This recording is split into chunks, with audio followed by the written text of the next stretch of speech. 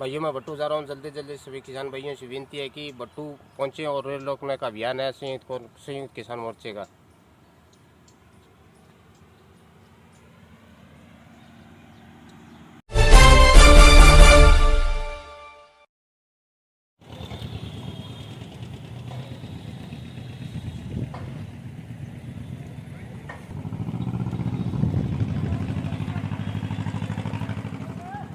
किसान आंदोलन के शहीद अमर रहे, अमर रहे, अमर रहे। लखीमपुर खीरी का शहीद अमर रहे, अमर रहे, अमर रहे। किसान आंदोलन का शहीद अमर रहे, अमर रहे, अमर रहे। साथी सुशील काजल अमर रहे, अमर रहे, अमर रहे। शहीदों तुम्हारे सपनों को मंजिल तक ले जाएंगे, अमर शहीदों का पैगाम जारी रखना है बहुत संग्राम। बहुत धन्यवाद साथियों। उनमें 500 रुपए फीस रखती है एक बच्चे की, वो शुरुआत है। स्कूलों को भी ये प्राइवेट करने जा रहे हैं। जैसे जैसे हम सोचते हैं भाई चलो कुछ पढ़ाई करो जी, आप कितने एससी है कितने बीसी है, वोट बनने तो वो मास्टर करेगा, इतनी चीजें थोप दी जाती है कि उसको पढ़ाई का मौका ही नहीं मिलता। शिक्षक का काम है सिर्फ पढ़ाई करना। अगर आपको दूसरे काम करवाने हैं तो गांव प्रत्येक गांव में 2-2, 3-3 बच्चों को रोजगार दें ताकि वो काम वो पूरा करें। तो दोस्तों, अगर हमें इस लड़ाई को जीतना है तो एक तो हमारा संगठित होना बहुत जरूरी है, दूसरा हमारा शांतिपूर्ण ढंग से प्रदर्शन करना बहुत जरूरी है। एक मैं भट्टू के साथियों से अपील करूंगा कि 27 तारीख को हम यहाँ आए थे, तो कुछ साथी अभी बता रहे हैं क्या है कि देश एक बहुत विकट स्थिति के अंदर पहुंच चुका है। अब हम लोगों को जो बहुत ज़्यादा संगठित होना पड़ेगा, आपस के जो मतभेद हैं वो भुलाने पड़ेंगे, और ये लड़ाई बहुत बहुत लंबी है और बहुत ही कठिन लड़ाई है। उसको हम जीत सकते हैं एक संगठन से और एक हर जगह पर लोगों को जागरूक करके। अगर सारे देश की जनता जो पिस रही है ये कुशासन से, वो जागृत नहीं हुई तो ये जुल्मी शासन हटने वाला नहीं है। इसको हटाने के लिए पहले गांव-गांव के अंदर चेतना फैलाओ, और जो लोग अभी तक नहीं जुड़ रहे हैं उनको भी साथ में जोड़ने का प्रयत्न करो। जितना बड़ा हमारा संगठन होगा उतनी ही आसानी से हम यह लड़ाई जीत सकते हैं। ये मतलब जो शासन है आज के दिन, वो हमारे जो पिछले 70 साल के अंदर जितने शासक थे ऐसा नहीं है। पहले कुछ हद तक लोकतंत्र था, जैसा भी था ठीक है, वो पूंजीवादी लोकतंत्र था लेकिन लोकतंत्र तो था। आज तो लोकतंत्र को ये पैरों के तले कुचल रहे हैं। ये गुंडे हथियारे आज की सत्ता के ऊपर बैठ गए हैं जिनको जेल में होना चाहिए था। इसके लिए सब लोगों को जागरूक करो, संगठित करो, गांव-गांव के अंदर कमेटियां बनाओ और आगे लंबी लड़ाई के लिए तैयार हो जाओ। मुझे तो इतना ही कहना है साथियों, संगठन बनाओ, लड़ाई के लिए आगे तैयार रहो, नहीं तो ये जो जुल्मी शासन है ये इतनी आसानी से हटने वाला नहीं है। धन्यवाद साथियों।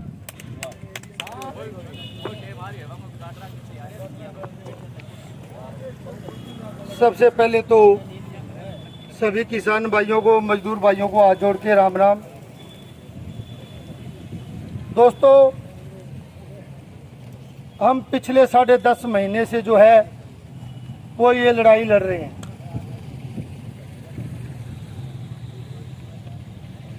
सरकार जो है तभी से कभी धर्म के नाम पर, कभी जाति के नाम पर, कभी अपने गुंडे भेज के इस आंदोलन को बदनाम करने की कोशिश कर रही है, इस आंदोलन को खत्म करने की कोशिश कर रही है। लेकिन मैं धन्यवाद देता हूं आप सब किसानों के और जो हमारे संयुक्त किसान मोर्चा के नेता हैं उनका, कि उन्होंने हमें एक सही मार्गदर्शन दिया, शांति बनाए रखने की अपील की, और हमने उसको जो है अपील को सुनते हुए शांतिपूर्वक जो है अपना प्रदर्शन किया। जब तक शांतिपूर्ण ढंग से हमारा आंदोलन चलता रहेगा, कामयाब रहेगा और जीत निश्चित होगी। लेकिन दोस्तों कुछ घटनाएं होती हैं। पत्रकार साथी भी अभी पूछ रहे थे कि जी जोशीमठ बॉर्डर पे घटना हुई, क्या प्रतिक्रिया है। वो हमारे संयुक्त किसान मोर्चा ने भी कह दिया कि हम भर्त्सना करते हैं ऐसी कोई भी हरकत हो, अगर उसने किसी तरह की धार्मिक ग्रंथ के साथ हमारे छेड़छाड़ की है तो उसको पुलिस के हवाले किया जाना चाहिए था और कानून के अनुसार रह के उसको सजा दिलवानी चाहिए। लेकिन फिर भी मैं कहता हूं कि चलो उन्होंने गुनाह किया है, लेकिन गुनाह करने के बाद वो पुलिस में आत्मसमर्पण भी किया है उन्होंने। एक तरफ हमारी सरकार है, उसका गुंडा मंत्री है, राज्य मंत्री अजय मिश्रा, जिसने किसानों को जो है वो जीप से रौंद दिया और उसके बाद भी बड़ी बेशर्मी से ये बात कह रहा है कि मेरा बेटा वहां नहीं था, किसानों ने हंगामा किया। जबकि जैसे जैसे वहां नेट व्यवस्था शुरू हुई है उसी तरीके से विभिन्न वीडियोज जो हमारे सामने आ रही है उसमें सभी में एक ही चीज दिखाई दे रही है कि किसान जो है अपना प्रदर्शन करके शांतिपूर्ण ढंग से जा रहे थे और पीछे से गाड़ी आके उनके ऊपर चढ़ाई गई है। जब आपका इतना ज्यादा दबाव बढ़ गया, राजनीतिक दबाव बढ़ गया दूसरी पार्टियों की तरफ से, तब जो है 4 दिन बाद उसके बेटे को अरेस्ट किया गया और वो भी ऐसे किया गया जैसे किसी दामाद की हम सेवा करते हैं, बुलाते हैं। तो क्योंकि राज्य गृह मंत्री जो होता है उसका पूरा देश का जो है प्रशासन किस तरह हो, कानून व्यवस्था किस तरह बनी रहे, इसकी जिम्मेवारी होती है। अब बाप तो वो जिम्मेवारी वाले पद पे बैठे हैं और बेटे को हम चाहते हैं भी सजा हो जाए। कैसे कोई पुलिस वाला उसके ऊपर जो है वो कठोर कार्रवाई कर देगा। तो सबसे पहले जो हमारी मांग है वो राज्य मंत्री जो है अजय मिश्रा, उसको बर्खास्त किया जाए और उसको भी जो है 302 का मुकदमा दर्ज करके अंदर किया जाए। उसके बाद वर्तमान जो हमारे सिटिंग जज है सुप्रीम कोर्ट के, उनसे उसकी जांच करवाई जाए। तो दोस्तों लड़ाई हमें लड़नी है, शांतिपूर्ण ढंग से लड़नी है। और जैसे मैं देख रहा हूं आज हमारे फुल्ला गांव से जो यहाँ से 35-40 किलोमीटर दूर पड़ता है, वहाँ से 10-15 साथी जो है पिकअप भर के आए हैं।